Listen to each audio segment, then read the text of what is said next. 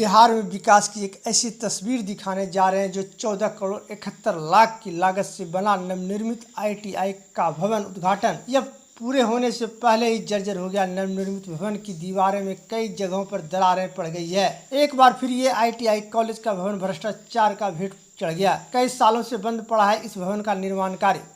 मुंगेर जिला मुख्यालय से तकरीबन 50 किलोमीटर दूर हवेली खड़गपुर प्रखंड स्थित जटातरी गांव, जो पहाड़ के तलहटी में बसा हुआ है, इस गांव में भवन निर्माण विभाग द्वारा 14 करोड़ 71 लाख की लागत से भवन से ITI का भवन निर्माण कराया गया, जो अभी तक पूर्ण मुकम्मल नहीं हो पाया है। नवनिर्मित भवन के दीवारें में कई जगहों पर दरारें पड़ गई है, जो ये दर्शाता है कि ठेकेदार और संबंधित अधिकारियों की मिली भगत से सरकारी पैसे का जमकर बंटवारा हुआ है। मुंगेर भवन निर्माण विभाग ने इस ITI के भवन निर्माण का ठेका वर्ष 2018 में बांका जिला के Shrinath builders and housing private limited को दिया था। 1.5 से 2 वर्षों में पूरा किया जाना था, पर भवन का निर्माण कार्य वर्ष 2020 से ही बंद पड़ा हुआ है। इस मामले में जब भवन विभाग के कार्यपालक अभियंता नीतीश कुमार बर्नवाल से पूछा गया तो उन्होंने मामले पर लिपापोती करते हुए बताया कि निर्माण कार्य 6 माह पहले से बंद है।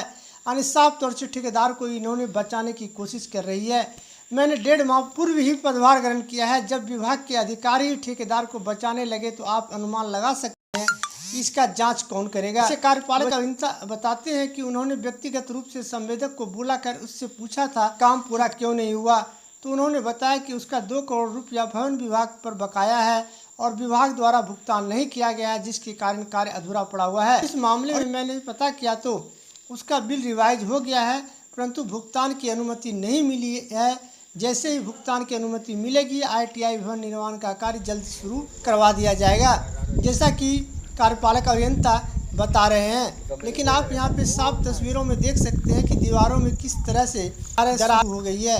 जब अभी तक इसका उद्घाटन नहीं हुआ है, पूरा कार्य नहीं हुआ है, उसके पहले से ही भवन जर्जर हो गई है, तो आप समझ सकते हैं कि इस पैसे का जो हम लोगों का एक एक पैसा टैक्स जमा करते हैं, पे करते हैं, उसके बाद जा कर के सरकार कोई योजनाएं देती है और हम लोगों के लिए ये योजनाएं देती है ताकि हमारे बच्चे, आसपास के लोग के बच्चे, हमारे बिहार के बच्चे इस ITI कॉलेज में बढ़ करके अपने सुनहरे भविष्य का सपना देख सके, अच्छे पदों पे जा सके, हुए नौकरी कर सके, हुए कुशल काम कर सके। लेकिन यहाँ पे भ्रष्ट अधिकारी और ठेकेदारों की मिलीभगत से कि भवन के निर्माण में किस तरह से कोताही बरती गई है, किस तरह से घटिया सामग्रियों का इस्तेमाल किया गया है कि दीवारें साफ देख सकते हैं कि दीवारें में किस तरह से दरारें पड़ गई है। अभी यह हाल है तो 2-4 वर्षों में ये दीवारें का क्या होगा, और इस पैसे का कह सकते हैं कि पूरी तरह से बंदर बांट हुआ है, भ्रष्टाचार का भेंट चढ़ गया। इसमें कहने में हमें तनिक भी गुरेज नहीं है कि किस तरह से ये भ्रष्टाचार का भेंट चढ़ा है, और भ्रष्टाचार के कारण ही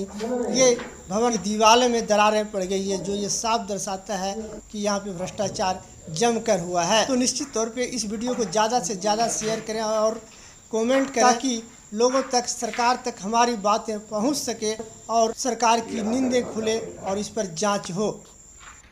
ये जटातरी गांव है। क्या बन रहा है पीछे? ITI बन रहा है। ITI college? हाँ, कॉलेज। कब से बन रहा है? 4 साल से।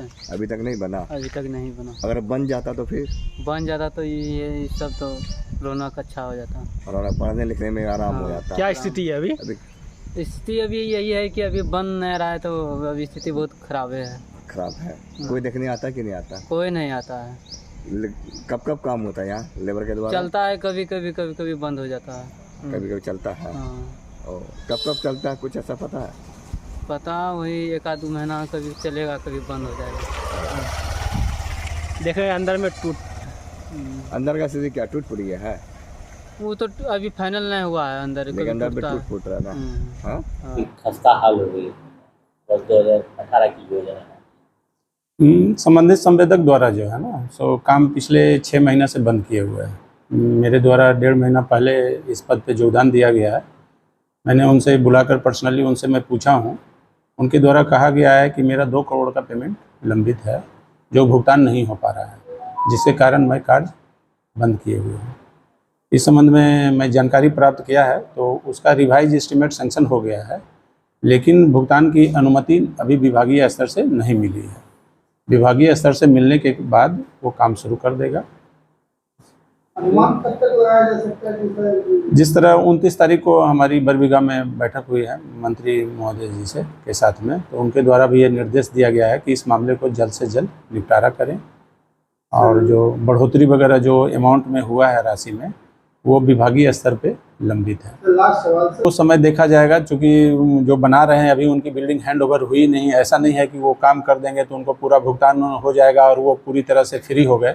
जो भी उसमें त्रुटि होगी उसे दूर किया जाएगा, अगर कहीं क्रैक वगैरह है तो उसे भी दूर किया जाएगा, तभी विभागीय स्तर से उसको हैंड ओवर लिया जाएगा। फाइल ही चौखट कहते हैं और वही लगना भी है। आजकल जितने जगह भी देख रहे हैं लकड़ी का कोई क्वालिटी मेंटेन होता नहीं है। अगर हम सालवुड वगैरह दे देते हैं, लोकल वुड लगा लेते हैं, अब कोई तो उस तरह बैठे नहीं रहेंगे कि सालवुड लगा रहे हैं कि नहीं, तो उसको प्रोफाइल चौखट बोलते हैं, जो कि उसी तरह का बनना रहता है, उसमें कंक्रीटिंग करके ही लगाया जाता है। जो प्रावधान होगा उसी हिसाब, चूँकि मेरे द्वारा तो कोई कार्य अभी मैं उस तरह से विस्तृत रूप से मैं उसको देखा नहीं हूँ। पेंडिंग स्कीम है तो बहुत ज़्यादा मैं विजिट कर भी नहीं सकता हूँ, कि जो भी जाता हूँ तो कोई कॉन्ट्रैक्टर का आदमी रहता नहीं है वहाँ पे, एक आदमी है वो क्या बताएगा।